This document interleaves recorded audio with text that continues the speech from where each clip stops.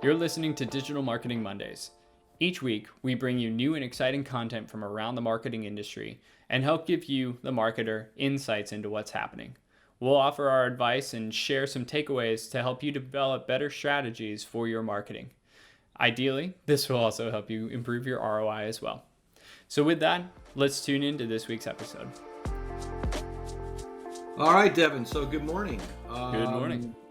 The weather's getting a lot colder around here in New England, and that usually means that winter is coming, and winter is coming. Spring's not far behind. So we will be heading into 2022 soon.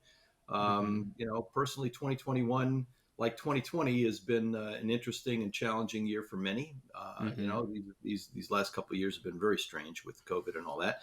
But I'd like to talk with you a little bit today about what we can expect in 2022 and what people should be focusing on now. Because if you don't start planning now, the new year will be here sooner than we think. And without a plan, any road will take you anywhere you might go, and you might not end up where you want to be. So what do you think people should be doing in terms of planning right now? And what trends and sort of, industry indicators are we seeing right now that might influence planning for people going into 22? I know that's a broad topic, but you got 10 minutes. Take it away. Yeah, absolutely. And I think probably the first and foremost, one of the amazing things about doing kind of strategic planning into future years is that it actually gives the opportunity to look back and see what happened during the year, right? And obviously for most organizations, if you are actively, if you're going to be doing your strategic planning in the months of November and December, certainly you'll be running off of, 10 to 11 months worth of data, or you could certainly do a 12-month look back. But it's a great opportunity to really sit down, spend a couple hours, evaluate, what were all the activities that you actually did and what did those produce in? Was there a positive ROI or not? Those are obviously first great steps as you're thinking about strategic planning moving forward. I think it's also really helpful to just have good questions lined up and work with executive teams to be able to figure out what are the big goals for 2022, right, and beyond. What are you trying to accomplish within that next year, whether it's a big, hairy, audacious goal or it's something that is pretty objective focused, very goal or, very, very narrow and focused. I think strategic planning is often perceived as, it's got to be this elaborate thing that everybody needs to be involved with, and there's got to be huge goals and objectives and all these budgets set. It doesn't always need to be blown up that big. I think, and especially for organizations that maybe don't currently do any type of strategic planning from a marketing lens, or certainly even from sales as well, I think it's good to be thinking about what are the quick things that you will be able to try out in 2022 and obviously replicate what was successful. If you put $1 into a vending machine and you got $3 out, well, what can you do to optimize that to make it 5, right? In 2022, as the example goes. Okay. So I think that's a big thing that folks can start with as they're thinking about strategic planning. So a look back is really a great idea, and seeing what's worked, what hasn't. Are we seeing any trends among our clients of people adopting new technologies or new, methodologies that they're pursuing that you think might be worth people investigating if they haven't already? Yes, absolutely. I think the biggest thing, and certainly it's kind of a catchphrase that's in the industry now, it's a hot buzzword, is ABM, account-based marketing, especially for those that are B2B. That is that should be a huge focus moving forward if you haven't already put emphasis on that yet. Because what it effectively does is it just helps narrow the strategy, or if you're spending money advertising and you're casting this wide net, ABM just helps give the framework to be able to narrow that net or shrink that net down a little bit more, right? And I think probably the biggest underlying benefit that most people don't think about right off the bat, but again, for B2B organizations, it's alignment around your sales and your marketing teams and any other operational teams that may need to be involved in what you do, whether you're software or event agency, whatever it happens to be. Yeah. So I think that's probably going to be one of the biggest plays that I will continue, in 2022, that I think a lot of B2Bs are going Hmm. to implement or look to implement, Hmm. because it is such a hot topic in the industry right now.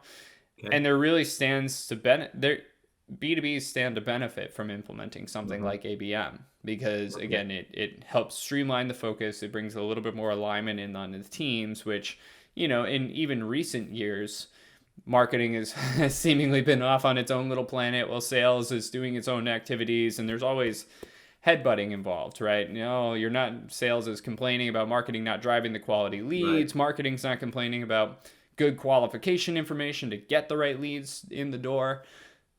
Those days are gone. Like starting in Hmm. 2022, they need to be gone. So Hmm. that's where, ABM will be a very, very hot topic for next year. And if you aren't strategically thinking about that in your planning for 2022, you need to be. Okay. Any other technologies or anything like that you see that are really kind of taking hold? Not necessarily new, but growing in terms of implementation. Sure. I think the other biggest thing, and it coincides with ABM platform, or, Hmm. just ABM in general, is around CRM and marketing automation platforms. Yeah. Long gone are the days of, huge technology stacks that don't integrate with each other, Yeah. right? Zapier, PySync, all these integration companies can only do such a good job to make your databases talk. This is Right. 2022, you absolutely need to be on a unified kind of communications plan and have everybody singing from the same song sheet, so to Mm-hmm. speak.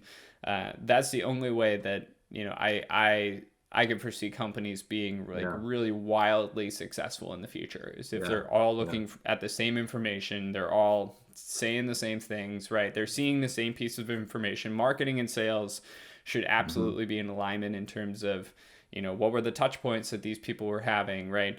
What's the timing around communications to them? How can we hand off, how can we hand off people effectively from marketing to sales to customer service, as an example? Like that needs to be a seamless flow. Right. And Right. I think a lot of that is driven by big companies, the Apples, the Microsofts, the Amazons of the world. They've really spoiled a lot of people and set a really high bar for Yeah. communications. And Yeah. 2022 is the year where that's going to trickle up. Companies Hmm. will be able to, we have the tools and the means now to be able to have seamless communication and an understanding of, you know, people and personalization. Now's the Right. time and to be thinking about that. Yeah, and we're seeing prices for the cost of entry for CRM and marketing automation platforms really come down over the last couple of years. So it's really accessible even to small organizations and not necessarily just B2B organizations to kind of get Mm-hmm. everything on the same, getting everything talking to each other in a unified platform like a marketing automation platform. And I encourage people to, if you haven't gone and looked at this stuff lately, you probably should. It's pretty amazing what these tools can help you do, Mm-hmm. and they're quite affordable these days. They're not. It's no longer. It's no longer the day that you're going to need a whole IT department to implement and run this sort of thing. So yeah, yeah, Mm-hmm. gotcha. All right. Anything else to wrap up here, Devin, before we go? Yeah, I think the biggest thing that will make 2022 the most successful for B2Bs is if you were going to try new strategies, please, please, please make sure to measure them adequately. Like Hmm. bar none, it's such a waste of money and time to just throw spaghetti at the wall and pray that it's going to stick, Yeah. right? It's Yeah. okay if it doesn't stick, but you need to know that and Yeah. you need to effectively measure that and be able to prove if there's ROI or not. Yeah. And I Yeah. think a lot of marketers up until this point in time have gotten away without doing that to some Yeah. extent. And Yeah. really, I we're getting into a trend where that's an unexcusable act now, so to Yeah. speak. Measuring Yeah. everything is going to be critical, Yeah. even down to, A/B testing ad creative that's out there, A/B testing landing pages, emails, like everything, Hmm. platforms that are being used. Like there are no excuses not to be measuring what you're doing now. Cool. So for 2022, I think that's my final thing as I'm stepping off this soapbox if you're going to try something new, if you're going to try something interesting, at least measure it. Just see how effective it is, and roll with the punches, because we're going to have a lot of other technology changes coming down the pike that we just won't be able to control. I'd be shocked if Apple doesn't produce other privacy centric means that are great for consumers but bad for marketers. I think there could even be something like a GDPR coming over into the US potentially within this year or next year, or 2022 or 2023. So I think now we have a gold mine of information that's available. We have a gold mine of all these platforms to be able to use. Go out there and try stuff, break some eggs, and let's see what happens, and measure it effectively. That's my big ask. Good. All right. Well, thanks, Devin. This is a lot of food for thought for folks. So thanks. Absolutely. And good luck to all you planners out there. All right. Take care. Yeah. Thank you so much for tuning in. We really appreciate you taking the time out of your busy day to engage with our content. Whether you're watching on YouTube or subscribed on our podcast apps, we appreciate you taking the time. Make sure to leave a comment down below and let us know any feedback that you have for us. We're always watching the comments and engaging in any way that we can. So if you find this content useful, also make sure to subscribe or give it a big thumbs up. We appreciate it. Thanks so much.